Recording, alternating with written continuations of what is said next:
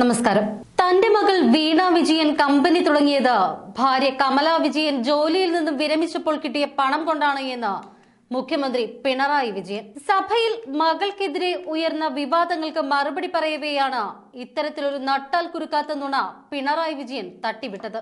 മകൾ വീണയുടെ ഉടമസ്ഥതയിലുണ്ടായിരുന്ന എക്സാലോജിക്കിനെതിരായ ROC report പുറത്തു വന്നതിന് ശേഷം വിഷയത്തിൽ ആദ്യമായി പ്രതികരിക്കുകയായിരുന്നു മുഖ്യമന്ത്രി. തന്റെ മകൾ കമ്പനി തുടങ്ങിയത് ഭാര്യ വിരമിച്ചപ്പോൾ കിട്ടിയ പണം കൊണ്ടാണ് എന്നും തന്റെ കൈകൾ ശുദ്ധമാണ് എന്നും അദ്ദേഹം വ്യക്തമാക്കി.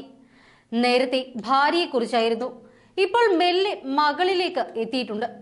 കാണേണ്ട കാര്യം എന്താണ് എന്നറിയുമോ?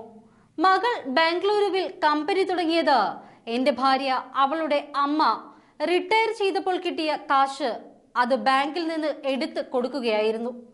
നീ പോയിട്ട് നിന്റേതായ കമ്പനി തുടങ്ങ, സ്വന്തമായിട്ട് ചെറിയ കമ്പനി തുടങ്ങിയാൽ മതി എന്ന് പറഞ്ഞിട്ട് തുടങ്ങുകയായിരുന്നു. അപ്പോൾ അതിൽ നിന്ന് വന്നതുകൊണ്ട് തന്നെ ഇങ്ങനെയുള്ള കാര്യങ്ങളൊക്കെ കേൾക്കുമ്പോൾ എനിക്കൊരു മാനസിക കുലുക്കവും ഉണ്ടാകില്ല. ഇങ്ങനെയായിരുന്നു പിണറായി വിജയന്റെ വാക്കുകൾ. Thalassery saint Joseph's higher secondary സ്കൂളിലെ അധ്യാപികയായിരുന്ന പിണറായി വിജയന്റെ ഭാര്യ കമല 2001 മുതൽ ഡെപ്യൂട്ടേഷനിൽ സാക്ഷരതാ മിഷനിൽ പ്രൊജക്ട് ഓഫീസറായിരുന്നു. 2013 അവർ സർവീസിൽ നിന്നും വിരമിച്ചത്. ഞാൻ പരസ്യമായി ഒരു യോഗത്തിൽ പറഞ്ഞല്ലോ, മനസമാധാനമാണ് പ്രധാനം. നിങ്ങൾ മനസമാധാനത്തിന് നിരക്കുന്ന കാര്യങ്ങൾ മാത്രമേ ചെയ്യാവൂ. തെറ്റ് ചെയ്തുവെങ്കിൽ മനസമാധാനം ഉണ്ടാകില്ല. ബാക്കിയെല്ലാം കേൾക്കുമ്പോഴും തെറ്റായ കാര്യങ്ങൾ നമ്മളെക്കുറിച്ച് പറയുന്നത് കേൾക്കുമ്പോഴും ഉള്ളാലെ ചിരിച്ചുകൊണ്ട് അത് കേൾക്കാൻ പറ്റും. ഉള്ളാലെ ചിരിച്ചുകൊണ്ട് കേൾക്കാൻ പറ്റുന്ന മാനസികാവസ്ഥയിലാണ് ഞാൻ. ഒന്നും എന്നെ ഏശില്ല, ഏശാത്തത് ഇതുകൊണ്ട് തന്നെയാണ് എന്നും പിണറായി പറഞ്ഞു.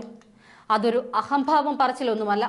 ഈ കൈകൾ ശുദ്ധമാണ്, അതുകൊണ്ടാണ് അത് ആരുടെ മുന്നിലും പറയാൻ കഴിയുകയും ചെയ്യും. അല്പം തല ഉയർത്തി തന്നെ പറയാൻ കഴിയും. ഇങ്ങനെയായിരുന്നു പിണറായി വിജയന്റെ വാക്കുകൾ.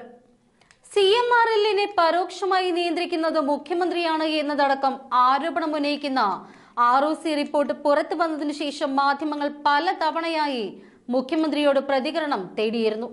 എങ്കിലും വാർത്താ സമ്മേളനങ്ങളിൽ പോലും അന്ന് പ്രതികരിക്കാൻ അദ്ദേഹം തയ്യാറായിരുന്നില്ല.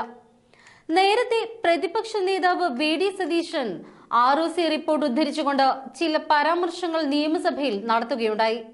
അതടക്കം എടുത്തു പറഞ്ഞുകൊണ്ടാണ് ഇന്ന് മുഖ്യമന്ത്രി സഭയിൽ മറുപടി പറഞ്ഞത്. അതേസമയം ROC റിപ്പോർട്ടിൽ മുഖ്യമന്ത്രിയുടെ പേരുൾപ്പെട്ടത് സംബന്ധിച്ച് കൃത്യമായ രേഖകൾ ROCക്ക് മുന്നിൽ സമർപ്പിക്കാൻ എക്സാലോജിക്കിന് കഴിഞ്ഞില്ല എന്നത് സംബന്ധിച്ച് മുഖ്യമന്ത്രി മറുപടി പറഞ്ഞില്ല. വിഷയങ്ങളിൽ വരും ദിവസങ്ങളിലും നിയമസഭയിൽ ചർച്ചയുണ്ടാകുമെന്ന് തന്നെയാണ് സൂചന.